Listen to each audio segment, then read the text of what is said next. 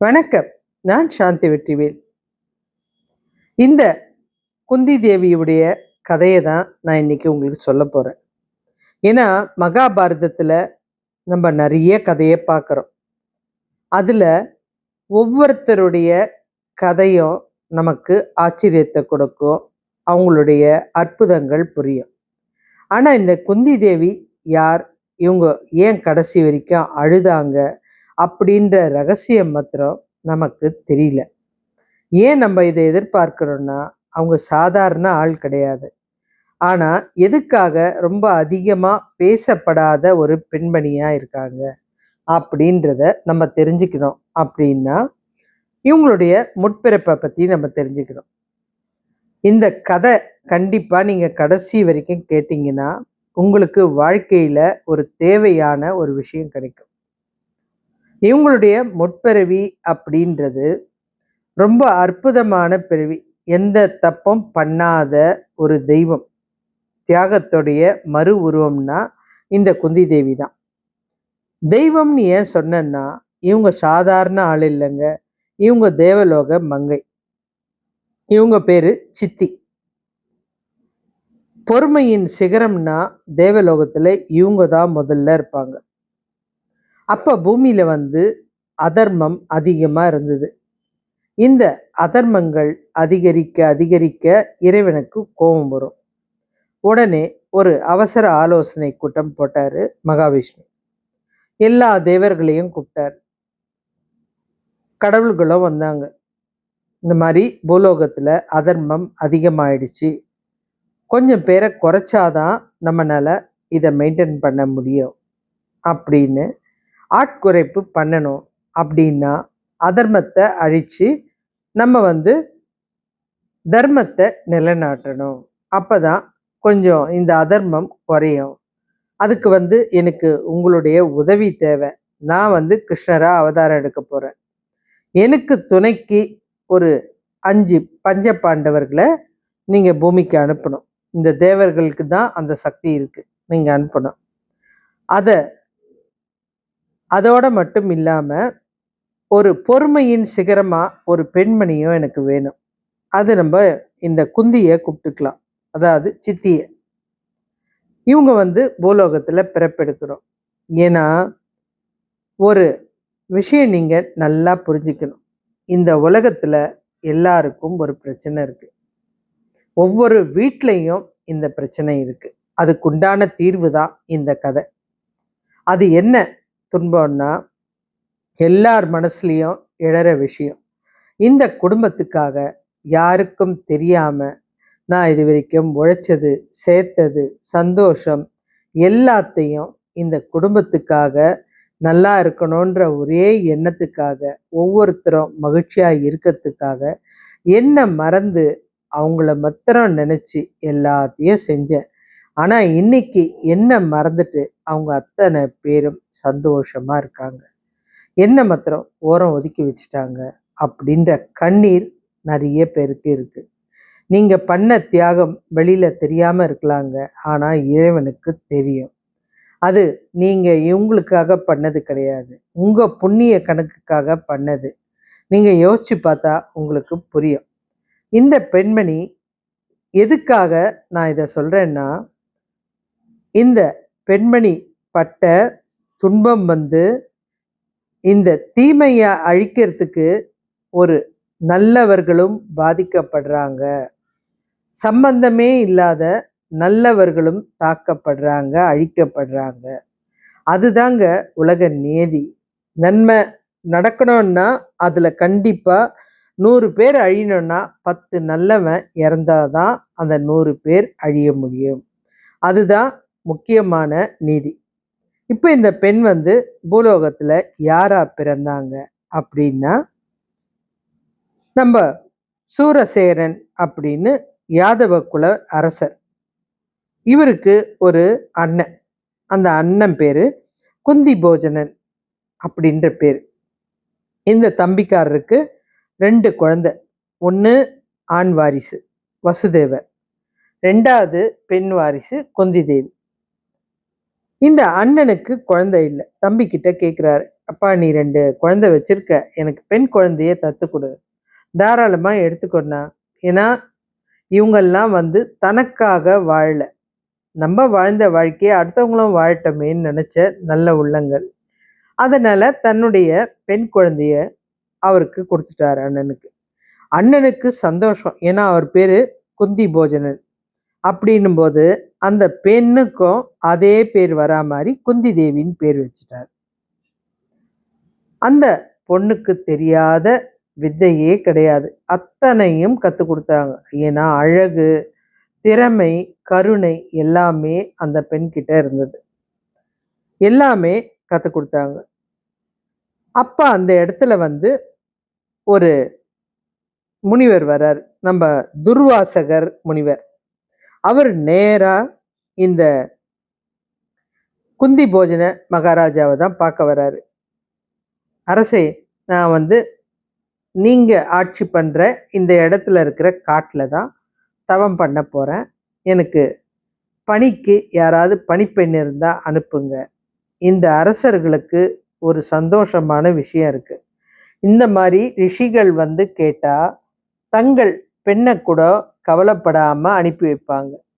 ஏன் அனுப்பி வைப்பாங்கன்னா, நம்ம பொண்ணு பண்ற சேவையினால சில புண்ணியங்கள் நம்ம பொண்ணுக்கு கிடைக்காதா அப்படின்ற ஏக்கம் தான்.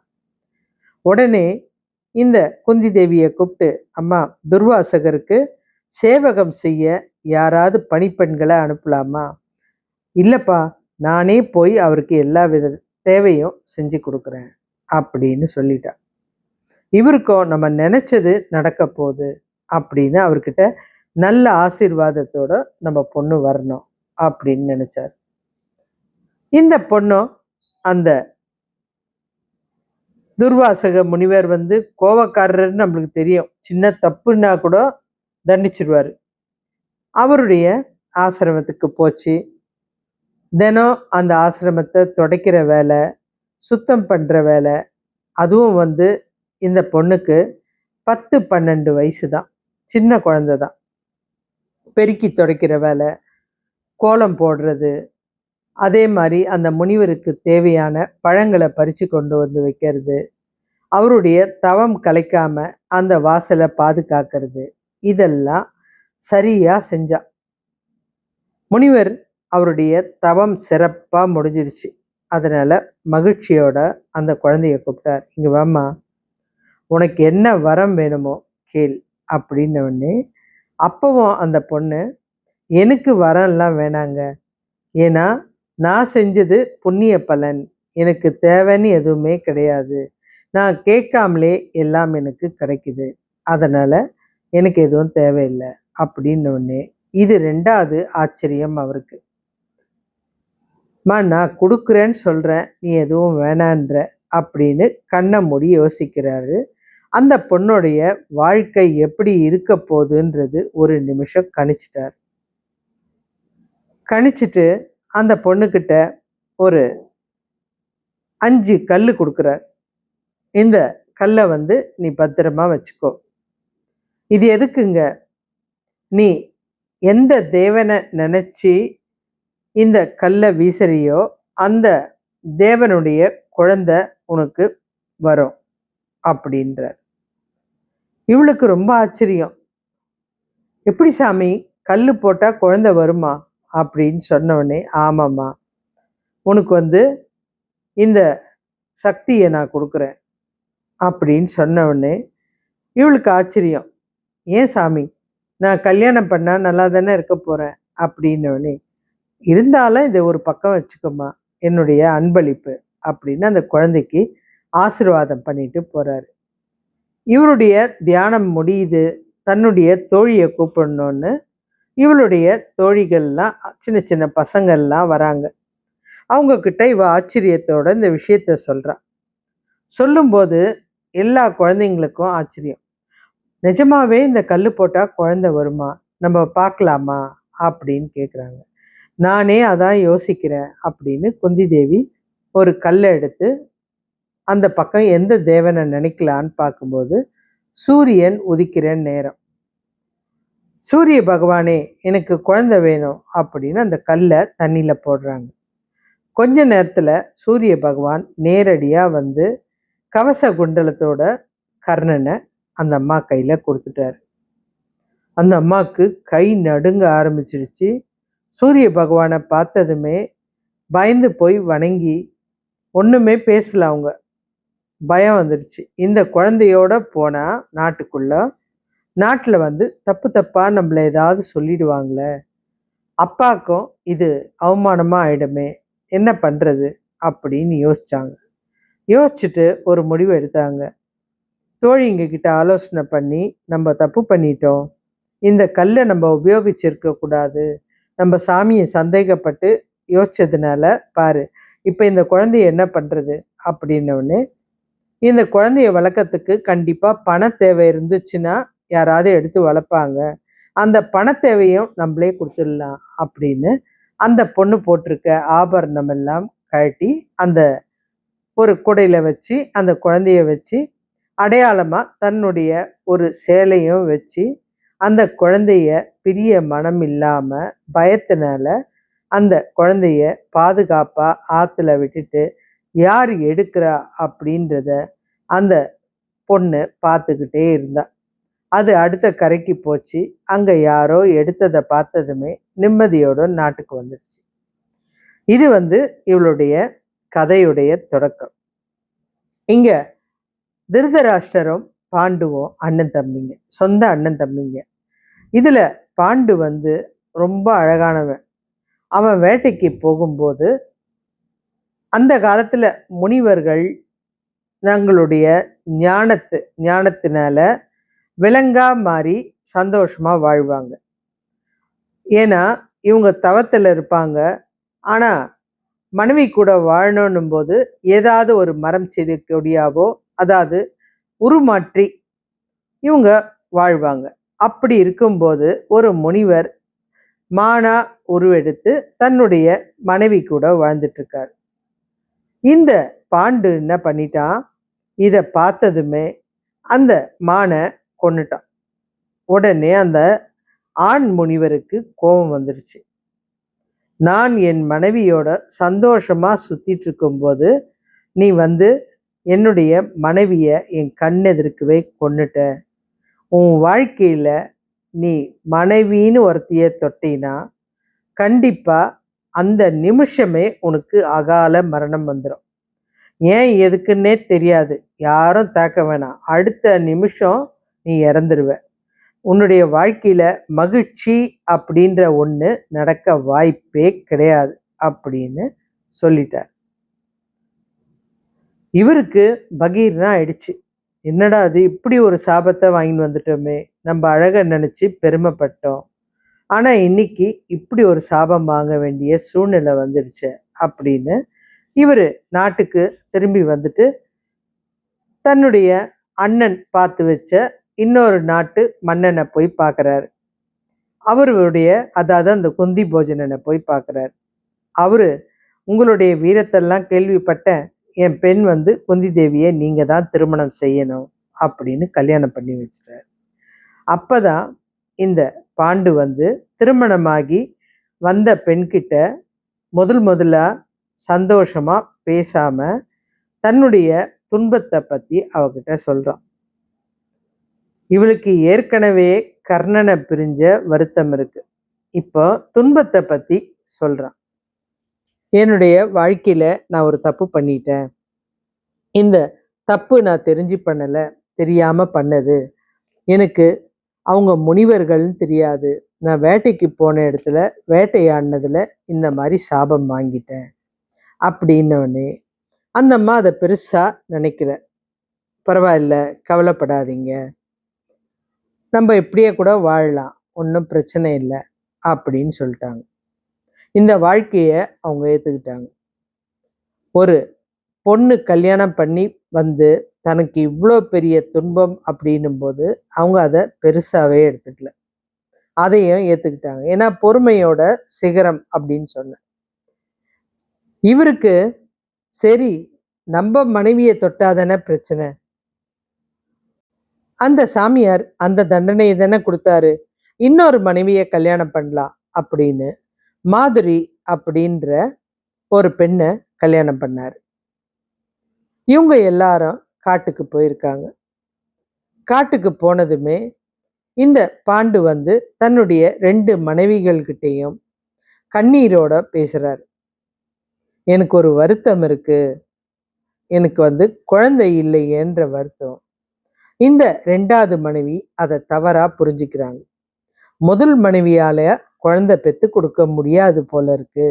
அதனால தான் நம்மள கல்யாணம் பண்ணிக்கிட்டாரு அப்படின்னு ஒரு பெருமை அவங்களுக்கு. இந்த குந்தி தேவி சொல்றாங்க, கவலைப்படாதீங்க. உங்களுக்கு குழந்தை தானே வேணும். நான் வந்து சின்ன வயசுல வந்து ஒரு துர்வாசக முனிவருக்கு சேவை செஞ்சதுனால எனக்கு 5 கல்லு குடுத்துருக்காரு. அந்த கல்லு என்கிட்ட இருக்கு. அத வச்சு நம்ம குழந்தைகள உருவாக்க முடியும். இந்த விஷயம் யாருக்கும் தெரிய வேணாம். இவங்க அத்தனை பேரும் உங்களுடைய குழந்தைகள்னே நீங்க தாராளமா சொல்லலாம். அப்படின்னு சொல்லிட்டு அந்த கல்ல உபயோகிக்கிறா. முதல் கல்லு சூரியனால பிறந்த கர்ணன். மீதி 4 கல்லு இருக்கு. 2வது கல்லு இந்த யம தர்மராஜனால உருவான தர்மர். ஏன்னா இவங்க யம தர்மராஜனை வேண்டி என்னுடைய கணவனுக்கு எந்தவித மரணத்தையும் கொடுத்துறாத அப்படின்னு சொல்லி வேண்டி அந்த தர்மர் மூலியமா அந்த குழந்தை, அதாவது யம தர்மராஜர் மூலியமா அந்த தர்மர் பிறக்கிறார். இவங்க அதை வாங்கின உடனே அவருக்கு சந்தோஷம். எனக்கு ஒரு குழந்தை பிறந்துருச்சா, இன்னொரு குழந்தை வேணும் அப்படின்றார். வாயு பகவானே எனக்கு இன்னொரு குழந்தை கொடு அப்படின்னதுமே பீமன் வந்து பிறக்கிறார். அந்த குழந்தைய வாங்கி தன்னுடைய கணவர்கிட்ட கொடுக்குறாங்க. அடுத்த 3வது கல்லை உபயோகிச்சு எனக்கு வந்து தேவேந்திரா எனக்கு வந்து ஒரு குழந்தைய கொடு அப்படின்றாங்க இந்திரனை வேண்டி. உடனே அர்ஜுனன் அவங்க கையில வந்துட்டார். அதையும் தன்னுடைய கணவர்கிட்ட கொடுக்குறாங்க. இதெல்லாம் பார்த்த அந்த மாதுரிக்கு ரொம்ப ஆச்சரியமா இருந்தது. இது என்ன விந்தையா இருக்க, நீங்க பாட்டுன்னு ஏதோ மந்திரத்துல குழந்தை வர வைக்கிறீங்க. இப்போ நீங்க மாத்திரம் சந்தோஷமா வாழ்ந்தா போதும், நான் வாழலைன்னா பரவாயில்லையா அப்படின்னு யோசிச்சு எனக்கும் ஒரு கல்லு கொடுங்க அப்படின்னு சொல்லி அவங்க வந்து அஸ்வினி தேவதைகள், அதாவது அஸ்வினி குமாரர்கள். இவங்க யாருன்னா தேவலோக மருத்துவர்கள். இவங்க நினைச்சா எப்பேற்பட்ட நோயும் சிதைஞ்ச உடலையும் சேர்க்க முடியும். மருத்துவ கடவுள் இவரு. அதனால இவங்க அதை வேண்டி இவங்க 2 குழந்தைங்கள வாங்கிட்டாங்க. அஸ்வினி தேவர்கள் தனித்தனியா வரமாட்டாங்க. 2 குதிரை இருக்குமே, அதுதான் அஸ்வினி தேவர்கள். மருத்துவத்துக்கு படிக்கிறவங்க இந்த தேவர்களை வணங்க வணங்க மருத்துவத்துக்கு ஆற்றல் கிடைக்கும். அதுல அவங்க சிறப்பா விளங்குவாங்க. இந்த குழந்தைங்க 2 பேர், நகுலன் சகாதேவன் பிறந்தாச்சு. இந்த மாதிரிக்கு இந்த மனைவி குந்தி தேவி இல்லாதப்போ ஒரு ஆசை வருது. இவங்க நம்மளை ஏமாத்துறாங்க, இவங்க சந்தோஷமா இருக்கிறதுக்காக நம்மள ஏதோ கல்யாணம் பண்ணிட்டு நம்மளுக்கு சந்தோஷம் கொடுக்காம இந்த பாண்டு வாழறாரு அப்படின்னு நினைச்சு பாண்டு கிட்ட போய் ஆசையோட பேசுறாங்க. அதெல்லாம் நீங்க நம்பாதீங்க. அந்த மாதிரிலாம் ஒருத்தர் சந்தோஷமா இருக்கும்போது இறக்க வாய்ப்பே இல்லை அப்படின்னு இவங்க சொல்லும்போது இவங்க மகிழ்ச்சியா இருக்கிற நேரத்துல பாண்டு இறந்து போயிடுறாரு அந்த காட்டுல. இந்த குழந்தைகள் பிறக்கும் போதே நல்ல வளர்ந்த குழந்தைகளாவே பிறந்துட்டாங்க. இந்த அம்மாக்கு என்ன பண்றதுன்னே தெரியல. இந்த கணவரை உடன்கட்டை ஏறணும். ஏறணும்னா கையில குழந்தைகள் வேற இருக்கு. மாதிரி வந்து நான் நல்ல வாழ்க்கைன்னு நினைச்சு வந்தேன். ஆனா எனக்கு வந்து வாழ்க்கை இப்படி மோசமா இருக்கும்னு தெரியல. அதனால அவரை எரியும் போது நான் எரிஞ்சு சாகுறேன். இந்த 2 குழந்தைங்களும் நீங்க கொடுத்த கல்லுல கிடைச்சது தானே, நீங்களே வச்சுக்கோங்க அப்படின்னு அந்த 2 குழந்தையும் இவகிட்ட, நம்ம குந்தி தேவி கிட்ட ஒப்படைச்சிட்டு அவங்களும் உடன்கட்டை ஏறி இறந்துட்டாங்க. இவளுடைய சோகத்தை பாருங்க. உதவுனவங்க கூட தப்பா புரிஞ்சுக்கிட்டாங்க. மாதிரி வந்து இவன் நல்லா வாழறா, நம்மள வாழ விட மாட்டேன்றான் தப்பா புரிஞ்சுக்கிட்டாங்க. அதனால இவளுடைய கணவனுடைய இறப்பு ஏற்பட்டது. இருந்தாலும் நான் தான் உடன்கட்டை ஏறுவேன் அப்படின்ற அந்த பாக்கியத்தையும் கொடுக்காம தன்னுடைய குழந்தைகளை அவகிட்ட ஒப்படைச்சிட்டு அவங்க உடன்கட்டை ஏறி நிம்மதியா போயிட்டாங்க. இந்த 5 குழந்தைகளையும் கூட்டிட்டு இவங்க அஸ்தினாபுரம் வராங்க. இந்த அஸ்தினாபுரத்துல ஒவ்வொரு நாளும் இந்த பசங்களுக்கு உயிர் பிரச்சனை நடக்கும். ஏன்னா இந்த கௌரவர்கள் பண்ற அட்டூழியங்கள்னால இந்த குழந்தைகளுக்கு எதிர்த்து போராட தகுதியே இருக்காது. ஏன்னா குந்தி தேவியுடைய கணவன் கிடையாது. அப்போ இந்த பெண் அந்த திருதராஷ்டிரனும் காந்தாரியுடைய மகளுக்கும் அடிபணிஞ்சு தான் ஆகணும். அதனால அவங்க வந்து கண்ணீரோட அங்க காலத்தை கழிச்சாங்க. இந்த குழந்தைகள் வளர்ந்தாங்க. நல்லா வளர்ந்து எல்லாரும் வந்து நம்ம திரௌபதியை கல்யாணம் பண்ணாங்க. நமக்கு தெரியும். அதுவும் இல்லாம கல்யாணம் பண்ணும்போது இந்த வார்த்தையை தவறா சொன்னதும் இவங்க தான். அதனால எல்லாருக்கும் கோவம். ஏன்னா அவங்க வந்து திரௌபதியை கூட்டிட்டு வந்துட்டு அம்மாவை சந்தோஷப்படுத்தணும் அப்படின்னு நினைச்சு நாங்க ஒரு பரிசை கொண்டு வந்திருக்கோம், என்ன பண்றதுன்னு கேட்க, நீங்களே பகிர்ந்துங்கப்பா அப்படின்னு ஒரு வார்த்தை சொன்னாங்க. இந்த வார்த்தையை பயன்படுத்தி தான் நம்ம திரௌபதியை இந்த 5 பேரும் கல்யாணம் பண்ணாங்க. இது எல்லாமே கிருஷ்ணருடைய லீலை தான். இப்ப இவங்க திருமணம் பண்ணிட்டாங்க. இந்த திரௌபதிக்கு ஒரு அநியாயம் நடக்குது. அந்த அரண்மனையில இவங்க இருக்காங்க. துகில் உரிக்கிறாங்க, இவங்க இருக்காங்க.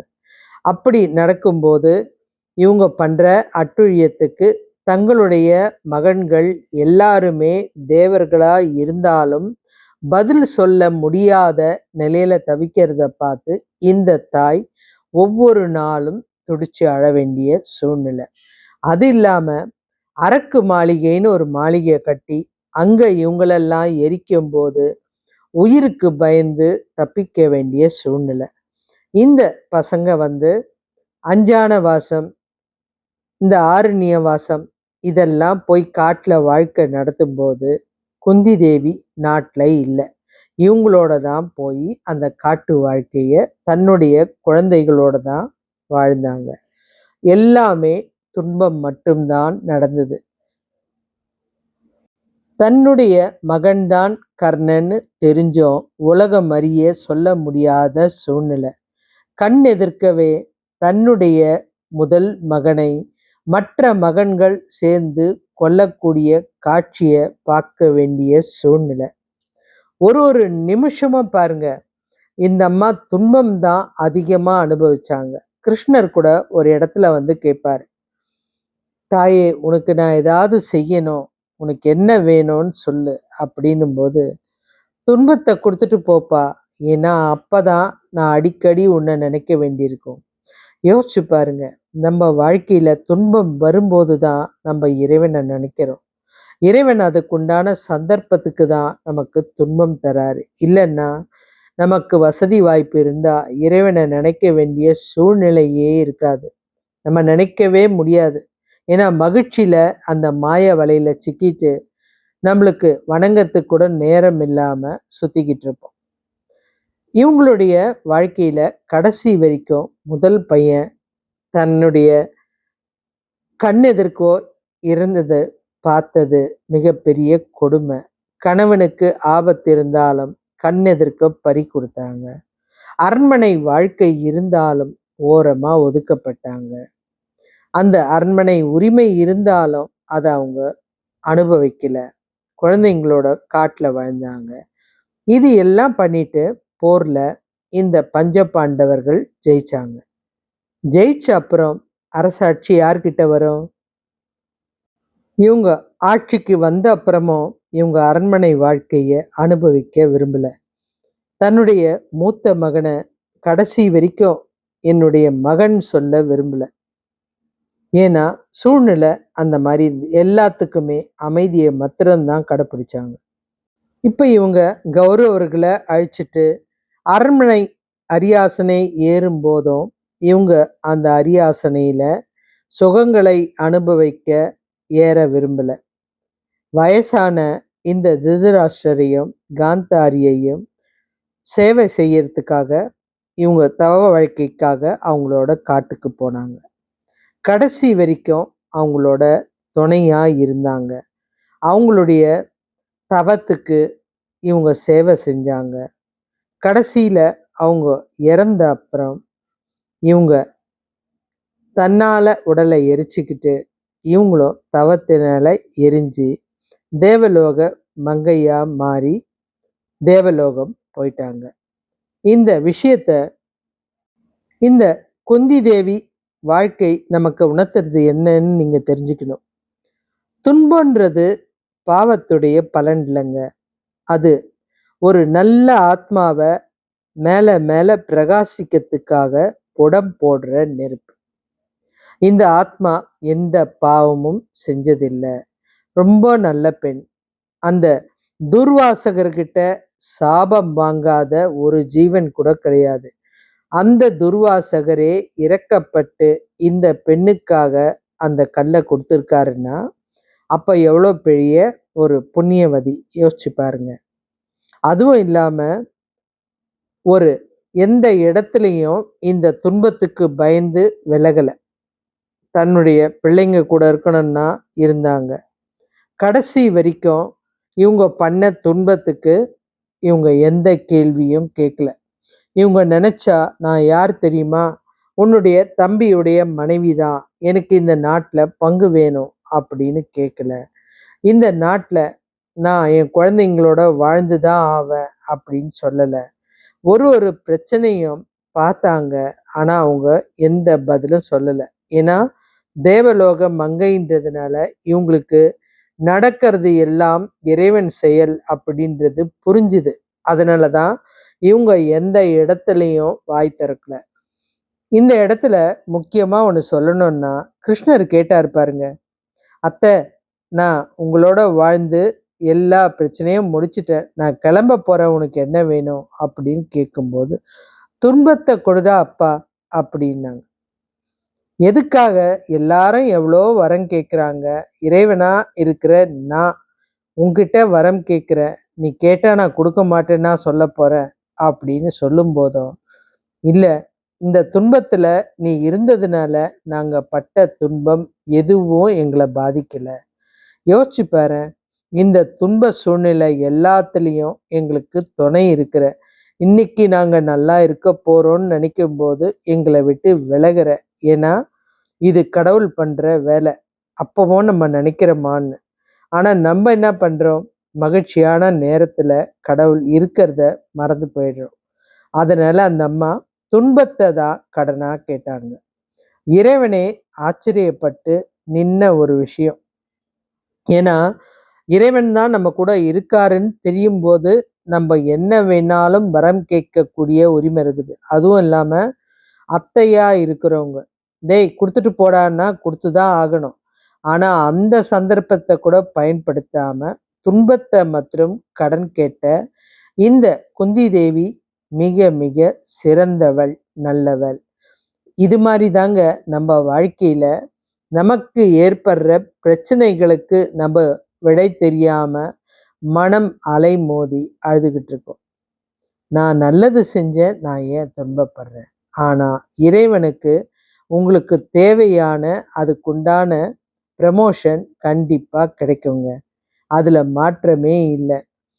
இறைவன் நம்ம நம்பிக்கையோட நினைச்சு நம்ம எல்லா செயலுக்கும் அவன் தான் காரணம்னு நம்பினோம்னா அப்ப நம்மள நிச்சயம் நல்ல வாழ்க்கை கொடுப்பான். இந்த உலகத்துல நம்ம தெரிஞ்சிக்க வேண்டிய கதை இது. ஏன்னா நிறைய பேருக்கு இதுதான் பிரச்சனை. எல்லார் பிரச்சனையும், நான் நல்லது செய்கிறேன், துன்பம் ஏன்? நான் மற்றவங்களுக்கு நல்லது நினைக்கிறேன், துன்பம் ஏன்? நல்லவன் தாங்க முதல்ல பாதிக்கப்படுவான். கெட்டவன் அவனுடைய பலனை சேகரிக்கிறான். இப்ப மாத்திரம் இல்லைங்க, அடுத்த பிறவிக்கும் சேர்ந்து சேகரிக்கிறான். இந்த அம்மா வாழ்ந்த வாழ்க்கை, குந்தி தேவி வாழ்ந்த வாழ்க்கை ஏற்கனவே வாழ்ந்ததும் பொறுமை, தியாகம். இப்போ வாழ்ந்ததும் பொறுமை, தியாகம். அப்போ இவங்களுடைய ஆத்மா என்ன நடக்கும் அப்படின்னா, இறைவனோட இரண்டரை கலக்கக்கூடிய சக்தியும் ஆற்றலும் இவங்களுக்கு இருக்கு. இந்த ஆத்மா இதுக்கப்புறம் பிறப்பே கிடையாது. அதனால தான் கடைசி நேரத்துல கூட இந்த திருதராஷ்டருக்கும் காந்தாரிக்கும் பசங்க இல்ல. ஆனா இவங்க கடைசி வரைக்கும் சேவை செஞ்சு, அவங்க இறக்குற வரைக்கும் அவங்களுக்கு துணையா இருந்தாங்க. தனக்கு செஞ்ச துரோகத்த நினைக்கல. அவங்க நினைச்சா அரண்மனை வாழ்க்கை வாழ்ந்திருக்கலாம். ஒவ்வொரு கதையிலயும் ஒவ்வொரு ரகசியம் இருக்கு. பிடிச்சா லைக் பண்ணுங்க, ஷேர் பண்ணுங்க.